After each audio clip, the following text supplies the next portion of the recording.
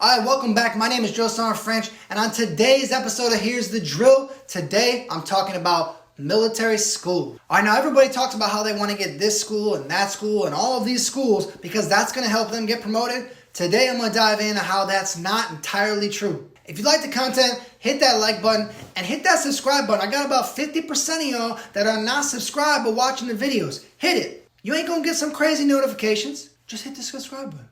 Hit it. You won't miss a video. Alright, let's get right into it. So when I first think about military schools, I go back to when my first year when I was at Bragg, just came out of AIT, and I started to see people chase schools. And they were chasing it because we were all in competition. It was so great. It was great for all of us when we were at the private level. You were just trying to be the best you that you can be. Because at that time, you're worried about me. You're not really worried about we yet. You're not at that NCO. You're not at that team leader position. You're not there yet. So you're worried about me. So as I moved up in the rank, I started to notice that it was less and less important and more important about what you did with the school. Now, it's great. Trust me, I'm airborne. I loved it because I wanted to buy in and care about the unit, show that I care about the unit, and that happens for everybody. Even down to Fort Campbell, they're going to go get those air assault wings. They want to see the buy-in in you. They want to see that you care about the unit. But then you start to see these schools of MFT, MRT, EO, Sharp, Jumpmaster. All of those schools mean you need to come back to the unit and have a plan for what you're going to do with that school. What you're going to do to help your unit in physical fitness as your MFT. What you're going to do in your unit to help have an equal opportunity environment within your company. All of those schools foster that. Now it's what you do with the school after. Now I challenge a lot of lower enlisted personnel that when you go to this airborne, air assault, you go to Pathfinder, you go to any of these schools, bring it back to the unit. Now what do I mean by that? What I mean by that is maybe you come back and set up a training regimen. Maybe it's a 2-week thing that helps people get prepared for air assault school because now you're air assault qualified. Or the same thing for airborne. Any of those schools. But you need to think outside the box and what you're going to bring back to the unit. That's what's going to separate yourself from your peers. Now that you got the school, great. I'm in a platoon full of 40, 50 other airborne people. How do I identify myself? That. Setting up that training regimen. Setting up something that will help the next people come through. Now when you get to the E6 rank, you're looking for those MFT, MRT, EO, and Sharp. Because what do you bring into the unit for an additional duty? Now those are huge. Those are huge to have.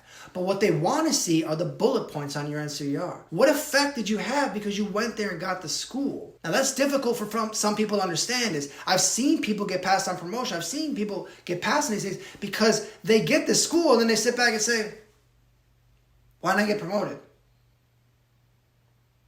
You didn't do anything with the school. You need to progress the unit. You need to take that MFT position and say, I reduced our APFT and ACFT failures by 50%. I created a remedial program that increased our APFT average by 10 points. And I can justify that when I'm tracking all these PT scores. You could do that for MRT. You can do that for EO. You could do that for Sharp. These are things that you need to think about is not only attacking these schools, but what are you attacking when you get back? Because it's great to be heavy on your chest, on your shoulders. It's great. But what do you do with it? Now, this is not just for all your big Army schools. Some of your MOS specific schools that you guys are going to that are helping you advance in your MOS. Are you bringing it back to the unit? Your commanders, your first sergeants, your platoon sergeants, they want to see that.